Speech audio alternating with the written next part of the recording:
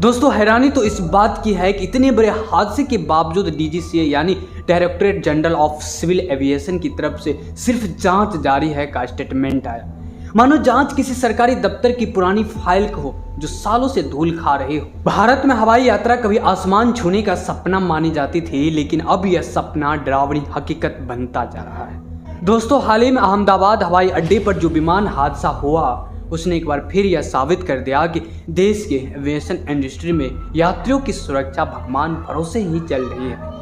हादसा होते ही एयरलाइन का बयान आया, सभी यात्री सुरक्षित है, घबराने की कोई बात नहीं है। क्या मजाक है? मानो हर बार जब ट्रेन पटरी से उतरती है या बस खाई में गिरती है तो सरकार भी इसी घिसी पेटी स्क्रिप्ट पढ़ती है, किसी को कुछ नहीं हुआ।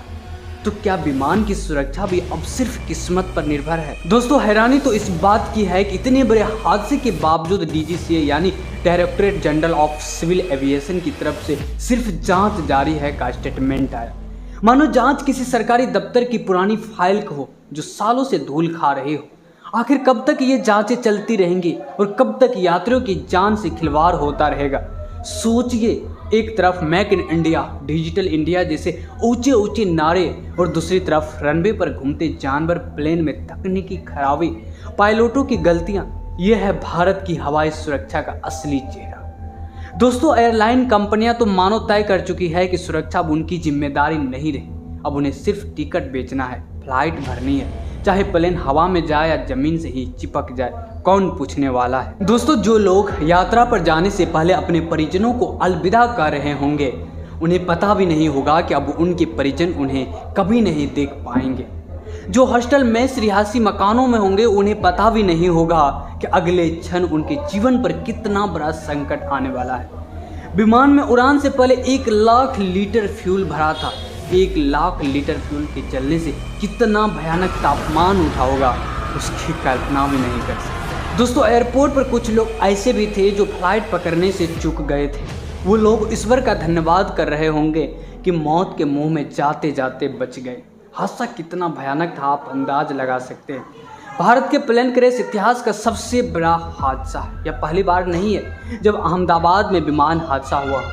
1988 में इंडियन एयरलाइंस की फ्लाइट 113 इसी एयरपोर्ट के पास क्रैश हुए थे, जिसमें 135 में से 133 यात्रियों की मौत हो गई थी। उस हादसे का कारण पायलट त्रुटि और खराब दृश्यता बताया गया था। इसके अलावा 2020 में केरल के कोझिकोड में एयर इंडिया एक्सप्रेस का विमान क्रैश हुआ था, जिसमें 21 लोगों की जान गई थी। हर हादसे के बाद वही घिसा पीटा ड्रामा शुरू होता है। एयरलाइन की प्रेस रिलीज आती है जिसमें लिखा होता है, यात्रियों की सुरक्षा हमारी सर्वोच्च प्राथमिकता है। बस यही सुनते सुनते तो आम आदमी की कान पक गए। अब तो यात्री खुद एयरपोर्ट पहुंचकर भगवान से प्रार्थना करते हैं कि हे प्रभु, ये प्लेन मंजिल तक पहुंचा देना। टिकट के साथ अगर पूजा सामग्री का पैकेट भी दिया जाए तो कोई आश्चर्य नहीं होगा। डीजीसीए की हालत तो और भी मज़ेदार है। हर हादसे के बाद ऑफिसर कहते हैं तकनीकी खामी थी, सुधार कर दिया जाएगा, मगर ये सुधार कब होगा? कब हमारी एयरलाइन वाकई में विश्व स्तरीय बनेंगी, या फिर हर बार इसी तरह किसी नए हादसे का इंतजार होगा? दोस्तों सबसे बड़ा तंज तो इस बात पर है कि सरकार और विमान कंपनियां एयर टिकट के दाम पर खूब लड़ती है। सस्ती उड़ानें, छूट वाली टिकटें। लेकिन क्या कभी किसी ने पूछा कि इतनी सस्ती उड़ानों की कीमत कहीं सुरक्षा में कटौती करके तो नहीं चुकाई जा रही है? सस्ता टिकट तो मिल गया, पर क्या यात्री की जान भी अब उतनी ही सस्ती है? यात्रियों के लिए हवाई यात्रा अब सुविधा नहीं बल्कि जोखिम बन गई है। एक जमाना था जब लोग अपने बच्चों को प्लेन में बिठाकर फूले नहीं समाते थे, देखो हमारा बेटा अब हवाई जहाज में उड़ेगा।